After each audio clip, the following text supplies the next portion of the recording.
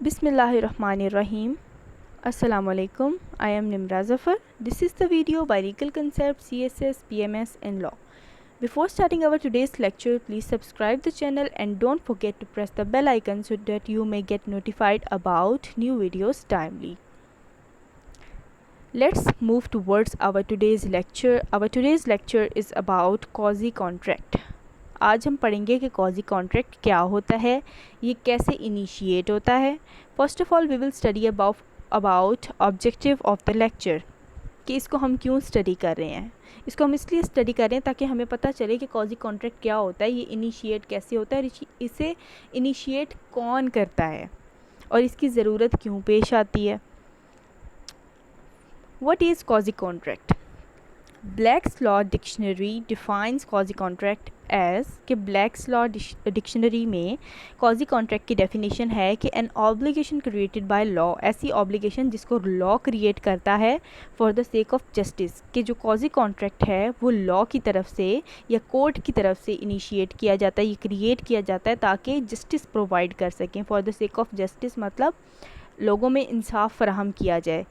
An obligation imposed by law on the parties because of relationship between them, कि जब दो parties relationship में होती हैं और उनके दरमियान कोई जो है वो ऐसा कोई काम हो जाता है कि जिसकी वजह से एक पार्टी जो है उसके साथ नाइंसाफ़ी हुई है, तो उस नाइंसाफ़ी को करेक्ट करने के लिए या जस्टिस प्रोवाइड करने के लिए कोर्ट इसको इनिशिएट करती है क्वाज़ी कॉन्ट्रैक्ट को, और उसको कंपनसेट करती है एग्रीव्ड पार्टी को.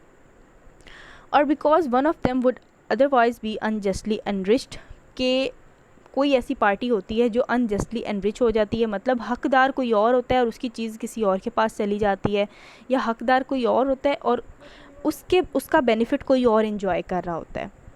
It's not a contract. ये अगर देखा जाए तो क्वाज़ी कॉन्ट्रैक्ट ये एक कॉन्ट्रैक्ट नहीं है. इसको हम कहते हैं कि it's a contract, but actually it's not a contract, it is a remedy. ये एक रेमेडी है जो कि जिसके थ्रू प्लेंटिफ को ये हक मिलता है कि वो जो अपना खोया हुआ हक है वो अपना वापस ले सके थ्रू कोर्ट. और कोर्ट इस कॉन्ट्रैक्ट के थ्रू या इस क्वाज़ी कॉन्ट्रैक्ट के थ्रू रेमेडी प्रोवाइड करती है एग्रीव्ड पार्टी को, मतलब प्लेंटिफ को.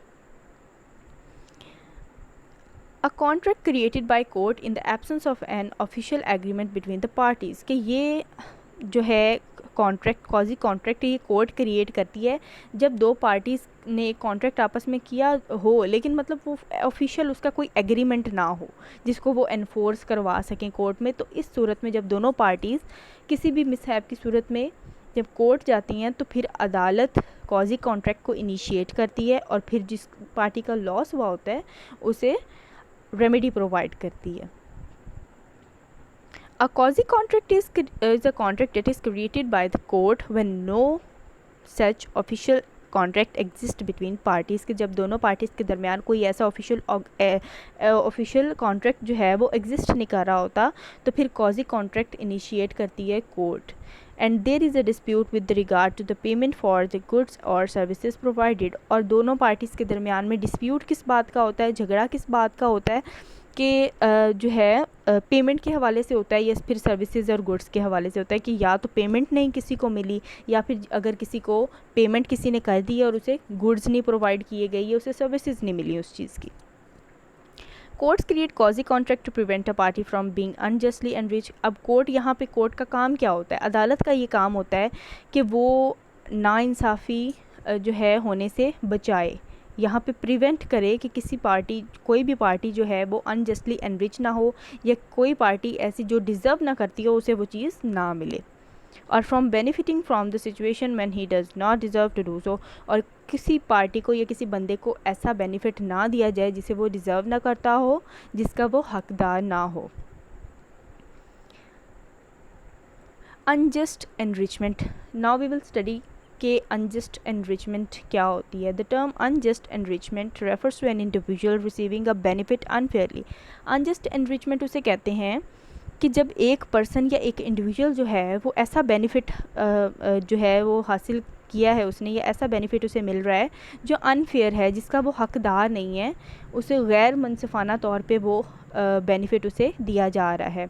Whether it be by chance, कि हो सकता है कि वो बेनिफिट उसे बाय चांस मिल गया हो, गलती हो गई हो किसी के कि किसी चीज़ किसी को डिलीवर करनी थी और वो गलती से किसी और के पास चली जाए, तो जिसके पास जाएगी वो बाय चांस वो अनजस्ट एनरिचमेंट हो जाएगी, और as the result of another person's misfortune, कि अब यहाँ पे अदर पर्सनस मिसफॉर्च्यून का मतलब ये है कि जिसको वो चीज़ डिलीवर होनी थी या जो असल हकदार था उस गुड्स या सर्विसेज का, उसकी बदकिस्मती, मिसफॉर्च्यून होता है बदकिस्मती। When one party is unjustly enriched, he has not paid or worked for the benefit he has received, कि यहाँ पे जो पार्टी अनजस्टली जब इनरिच होती है तो वो उस चीज़ के लिए पे नहीं करती, या उसने पेमेंट नहीं की होती, या फिर उसने उस चीज़ के लिए काम नहीं किया होता कि जो बेनिफिट उसे मिल रहा है। And it is therefore morally and ethically appropriate for him to return it, और ये उस पार्टी के लिए मॉरली भी और एथिकली भी ठीक होता है कि उसको वो चीज़ वापस कर देनी चाहिए जो गलती से बाय चांस उसके पास आ गई है और उसने उस चीज़ के लिए ऐसी कोई पेमेंट नहीं की या कोई मेहनत नहीं की कि वो बेनिफिट रिसीव करे। 6 elements must be shown in order to prove unjust enrichment, कि कोर्ट में जब ऐसा कोई केस जाता है, तो जब प्लेंटिफ ऐसा कोई केस कोर्ट में लेकर जाता है तो उसको प्रूव करना पड़ता है कि अनजस्ट एनरिचमेंट हुई है, मतलब उसके बेनिफिट से किसी और ने फ़ायदा उठाया है, और उसके 6 एलिमेंट्स हैं कि जो बातें उसको प्रूव करनी पड़ती हैं कोर्ट में। वो क्या है कि defendant must have received an enrichment, कि यहाँ पर वो उस पार्टी को प्रूव करेगा कि ये डिफेंडेंट जो है या जिस पर उसने केस किया है उसने उसका हक जो है अनजस्ट एनरिचमेंट हुई है, उसने उसका हक जो है रिसीव किया है यहाँ पे, और उसके साथ नाइंसाफ़ी, ये बात उसने कोर्ट में प्रूव करनी होती है। Second one is the claimant must have suffered a disadvantage as a result of enrichment, कि क्लेमेंट जो है मतलब जिसने केस किया है, प्लेंटिफ जो है, वो इस बात को प्रूव करेगा कोर्ट में कि उस अनजस्ट एनरिचमेंट की वजह से या उसकी अगर चीज़ कहीं और चली गई तो उसकी वजह से प्लेंटिफ को या क्लेमेंट को नुकसान हुआ है, मतलब पेमेंट उसने की थी और चीज़ उसको मिली नहीं, तो यहाँ पे नुकसान किसका हुआ, क्लेमेंट का हुआ, तो ये बात भी वो कोर्ट में प्रूव करेगा। Third one is the enrichment must be establish as unjust, कि एनरिचमेंट जो हुई थी किसी और पार्टी को वो अनजस्ट थी, गैर मुनसिफाना थी।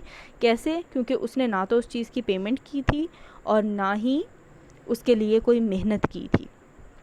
Fourth one is there must be an absence of explanation for the enrichment and related disadvantage, के जो डिफेंडेंट है कि जो क्लेमेंट है वो इस बात को भी प्रूव करेगा कि यहाँ पर एक्सप्लेनेशन नहीं दी गई एनरिचमेंट की, जो अनजस्ट एनरिचमेंट हुई है, मतलब डिफेंडेंट के पास ऐसी कोई एक्सप्लेनेशन नहीं है जिससे वो अपने आप को ठीक साबित कर सके। Fifth one is there must be an absence of a remedy provided to the claimant by law, कि अभी तक क्लेमेंट को जो उसको लॉस हुआ है उसके लिए उसे कोई रेमेडी नहीं प्रोवाइड की गई, इसीलिए वो कोर्ट में आया है। The remedy available to the claimant in a case involving unjust enrichment is restitution, तो अब जो रेमेडी क्लेमेंट को दी जाएगी कोर्ट की तरफ से, जो रेमेडी कोर्ट दिलवाएगी उसको, वो रेमेडी किस सूरत में होगी, रेस्टिट्यूशन की सूरत में होगी। अब रेस्टिट्यूशन क्या होता है वो हम आगे पढ़ेंगे। Restitution is the payment to compensate him for what the claimant was originally promised so as to correct an injustice। अब restitution वो पेमेंट होती है जिससे क्लेमेंट को या प्लेंटिफ को कंपनसेट किया जाता है, उसके नुकसान की भरपाई होती है, वो पेमेंट जो होती है वो रेस्टिट्यूशन कहलाती है, जिसके थ्रू उसको उसके इनजस्टिस को करेक्ट किया जाता है, मतलब उसके जो गैर मुनसिफाना तौर पे जो उसकी चीज़ किसी और को दी गई थी उसको वहाँ पर इंसाफ फराहम किया जाता है through restitution. Restitution can either come in the form of an order for the defendant to pay the cash value of the benefit he received। अब यहाँ पर restitution किस किस फॉर्म में हो सकती है कि वो पेमेंट की फॉर्म में भी, मतलब कैश भी दे सकता है, जो चीज़ उसने डिफेंडेंट ने अनजस्टली एनरिचमेंट हुई थी या उसने जो चीज़ का बेनिफिट हासिल किया था तो उसके लिए या तो वो कैश वैल्यू पे करेगा, कैश देगा, और he might be order to return an item that is subject of the enrichment, या फिर जो चीज़ उसने जो चीज़ उसके पास डिलीवर हुई थी या जिस चीज़ का बेनिफिट उसने लिया था वो चीज़ एज इट इज़ उसको वापस करेगा। Through out the proceeding the Clement will be seeking restitution. अब इस सारी प्रोसीडिंग में जो क्लेमेंट है, प्लेंटिफ है, जिसने केस किया था, उसको रेस्टिट्यूशन दी जाएगी, वो रेस्टिट्यूशन सीक करेगा। More specifically, the claimant will want payment in compensation for what was originally promised. कि यहाँ पर स्पेसिफिकली, मोर स्पेसिफिकली ये होता है, या इस तरह के केसेस में ज़्यादातर ये होता है कि क्लेमेंट जो होता है वो उसके बदले में कंपनसेशन मांगता है, मतलब पेमेंट मांगता है. All this is done in an effort to correct an injustice. अब ये सब कुछ क्यों होता है कि इनजस्टिस को करेक्ट किया जाए, जो इंसाफ को फ्राहम किया जाए, मतलब जो गैर मनसिफाना हरकत हुई थी पहले उसको ठीक किया जाए. If payment can not be achieved then the defendant may be order to return the item they received in enrichment. कि अगर वो पेमेंट नहीं देगा तो फिर वो वही चीज़ उसे वापस करेगा उसी हालत में जो चीज़ उसको दी गई थी या जिस चीज़ का उसने बेनिफिट उठाया था. Requirements for quasi contract. कि काजी कॉन्ट्रैक्ट में अब कौन कौन सी रिक्वायरमेंट्स होती है. इन ऑर्डर फॉर अ जज to make a ruling in this type of case there must be a certain requirements for the quasi contract. The first of the requirements of the quasi contract is that the plaintiff must have provided a tangible goods और services to the defendant.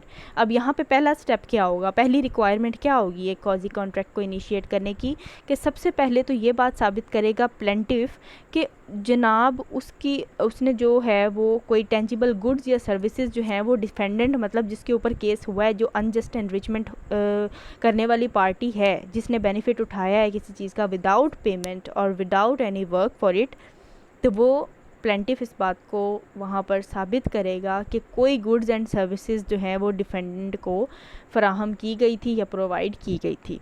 with the impression that the plaintiff would receive payment for the that good or services. के in return जो है वो इस नीयत से उसको चीज़ provide defendant को की गई थी कि इन रिटर्न डिफेंडेंट उसको पेमेंट देगा उस चीज़ की. ठीक है, तो ये पहली रिक्वायरमेंट थी. The second of the requirement for the quasi contract is that the plaintiff must be able to express why it would be unjust for the defendant to receive the good or services without paying for it and would therefore be unjustly enriched. अब second requirement ये थी कि plaintiff जो है वो court में ये express करने के काबिल हो कि यहाँ पे डिफेंडेंट किस तरह unjustly enrichment उसकी हुई है, या डिफेंडेंट ने यहाँ किस तरह फ़ायदा उठाया है उन गुड्स का या सर्विसेज का विदाउट पेइंग फॉर इट, उसकी पेमेंट किए बगैर. Consider the above example of the green house. यहाँ पे एक एग्जाम्पल लेते हैं जिससे पूरा ओवरव्यू समझ आ जाएगा कि कॉजी कॉन्ट्रैक्ट क्या होता है. इसमें John would have every right to demand payment from Teresa who unexpectedly received a new green house on her property. अब यहाँ पर जॉन जो है वो ये बात बता रहे हैं कि जॉन का ये हक है पूरा कि वो टेरिसा से उस बात की पेमेंट डिमांड कर सके, या टेरिसा को पेमेंट देनी पड़ेगी जॉन को.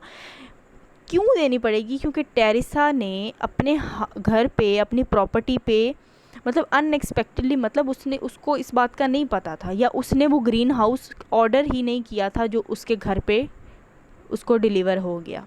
जॉन ने ऑर्डर किया था, ग्रीन हाउस उसकी प्रॉपर्टी पे जाना था, लेकिन गलती से वो टेरिसा के घर चला गया. टेरिसा ने उसको रिसीव कर लिया ग्रीन हाउस को without payment of it. Payment किसने की थी?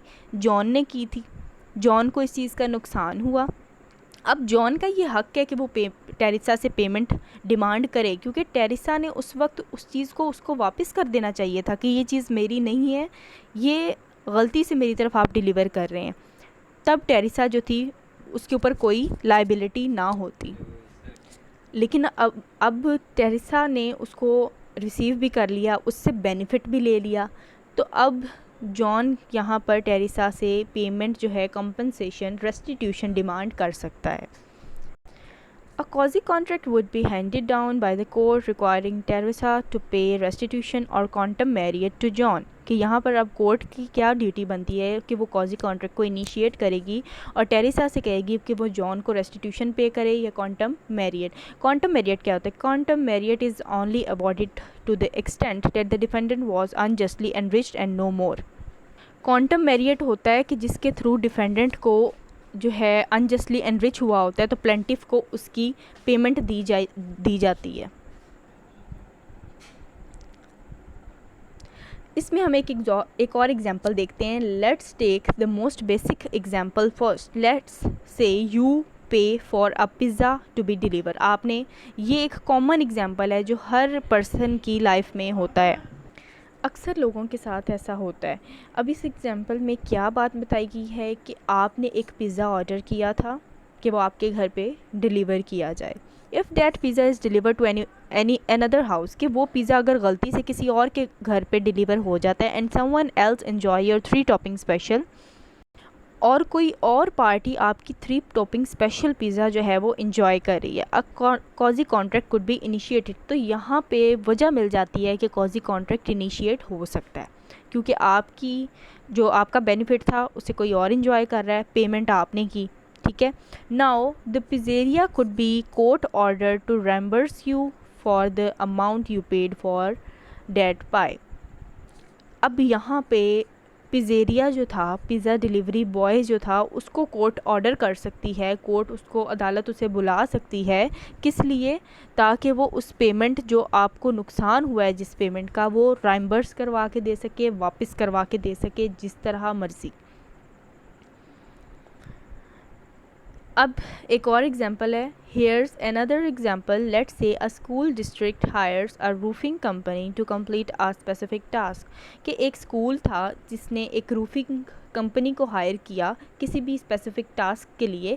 As that task is being completed the roofing company uncovers a leak that needs to be fix. अब जो टास्क उनको दिया गया था काम करने के लिए, वो काम करने से पहले अब यहाँ वहाँ पर एक लीक था, किसी चीज़ का, कोई चीज़ लीक हो रही थी वहाँ से, जिसे फ़िक्स करना ज़रूरी था।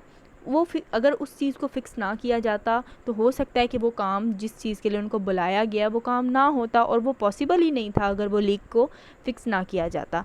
अब वो अपना काम जो है कंप्लीट करने से पहले उसको जो है लीक को, जो लीक था, अनकवर लीक था, उसको फ़िक्स कर देते हैं। नेक्स्ट अब क्या होता है, the roofing company fixes the that leak and when it comes time for the payment, कि जब उन्होंने अपना काम कंप्लीट कर लिया, अब पेमेंट रिसीव करने का टाइम आया था, the school district only page the roofing company for that initial task, specific task, and not the work surrounding the leak in the roof. अब जब उन्होंने पेमेंट मांगी दोनों कामों की जिसके लिए उन्हें बुलाया गया था, और वो जो लीक था उसको उन्होंने फ़िक्स करना था, अब उन्होंने दोनों कामों की पेमेंट मांगी, तो स्कूल डिस्ट्रिक्ट जो था उन्होंने उसको एक ही स्पेसिफिक टास्क के लिए जो बुलाया था उनको उस चीज़ की पेमेंट की, और लीक जो उन्होंने अनकवर लीक को फ़िक्स किया था उसकी पेमेंट नहीं की।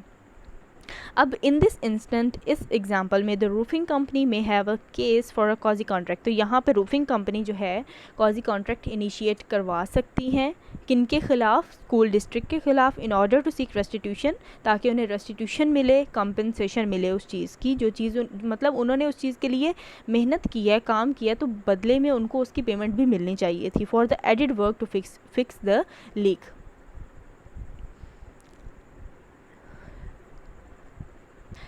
Let's look at another example. Here's a more grandiose example. Let's say Mary tells Alex that she will hire him to work as a web developer if he moves to be closer to her business. अब Mary ने Alex को कहा कि वो उसको as a web developer जो है higher करेगी, काम के लिए उसको, मतलब उसे जॉब जो है ऑफ़र कर रही थी मैरी ने एलेक्स को। They forego any sort of formal agreement as Mary assures Alex they will work out the details when he arrives. अब उनके दरमियान में ऐसा कोई फॉर्मल एग्रीमेंट नहीं हुआ था, क्योंकि मैरी ने एलेक्स को इस बात को अश्योर किया था, ये उसे यकीन दहानी करवाई थी कि तुम जब यहाँ आओगे तो मैं तुम्हें इस चीज़ के लिए सारी डिटेल्स बता दूंगी कि तुम्हारा काम क्या है। Alex proceeds to quit his current job, Alex ने अपनी जो करंट जॉब थी, मतलब जो वो जॉब उस वक्त कर रहा था, उसे क्विट किया, ख़त्म किया। Move 1000 miles away and rent a new apartment, और इतनी मीलों दूर वो चल के आया और उसने वहाँ पर एक नया अपार्टमेंट रेंट पे ख़रीद लिया, क्योंकि उसकी जॉब वहाँ पर थी जो कि उसे मैरी ने ऑफ़र की थी। When he meets with Mary, जब वो एलेक्स जो है मैरी से मिला, जब वो उससे मिली तो उसने she tells him she doesn't have a job for him. तो उन दोनों की मुलाकात के बाद मैरी ने एलेक्स को कहा कि उसके पास एलेक्स के लिए कोई जॉब नहीं है, मतलब वो अपनी बात से मुकर गई। In this situation Alex might want to go to court, तो एलेक्स यहाँ पे वो कॉजी कॉन्ट्रैक्ट को इनिशिएट करवा सकता है, उसका यहाँ पे हक बन जाता है कि वो कोर्ट जा सकता है। Showing that Mary's statement cause him to rely on her, ये बात साबित करते हुए कि मैरी ने उसको यकीन दहानी की थी कि वो एलेक्स जो है उसकी बात मानते हुए and move half way across the country, कि वो इतनी दूर उसकी बात मानते हुए आ गया, उसने रेंट पे अपार्टमेंट भी ले लिया। Then Mary would be stopped from denying her statement and pay some sort of restitution to Alex. तो मैरी जो है उसको यहाँ पर कोर्ट इस बात का ऑर्डर दे सकती है कि वो रेस्टिट्यूशन पे करेगा, एलेक्स को उसको कंपनसेट करेगा। अब आई होप कि आप लोगों को समझ आ गई होगी कि कॉजी कॉन्ट्रैक्ट जो है वो क्या होता है, कि जब एक पार्टी अनजस्टली एनरिच होती है, गैर मनसफाना तौर पे एक बेनिफिट हासिल कर रही होती है जिसके लिए ना तो उसने पेमेंट की होती है ना उसके लिए उसने कोई मेहनत की होती है। तो जब कॉजी कॉन्ट्रैक्ट के थ्रू अब क्या होगा, उसे कोर्ट ऑर्डर किया जाएगा, कोर्ट बुलाया जाएगा, और जो पार्टी एग्रीव्ड पार्टी है, जिसका नुकसान हुआ है, जिसका लॉस हुआ है, वो जो है उस पार्टी से अपनी रेस्टिट्यूशन क्लेम कर सकती है, कंपनसेशन मांग सकती है। ये होता है कॉजी contract. This was all about our today's lecture. Thanks for watching the video, and if you like the video then don't forget to like, share and comment. Thank you so much.